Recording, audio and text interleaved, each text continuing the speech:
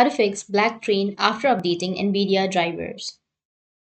So if you want to fix the black screen after updating your Nvidia drivers on your Windows 10 or 11, then this video is for you. First, you'll need to enter safe mode. To do this, you need to restart your PC 3 times. On the third restart, your PC should boot into advanced startup. If it doesn't start, then you can also press the function keys to doing the startup. So once you're in the advanced startup options, you need to select the troubleshoot section. Then you need to go with the advanced options and then click on the startup settings. And then click on restart. And as your PC restarts, you need to press F5 to enter the safe mode while networking. Once you're in the safe mode, you need to proceed with the next step, which is uninstalling your graphics driver you previously installed. So you need to right click on the start and then select the device manager.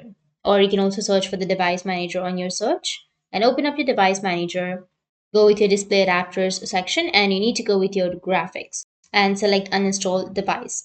Right click on it, go with uninstall device and wait for the uninstallation to finish. Then restart your PC and Windows will automatically install the default graphics driver, which should fix the black screen issue.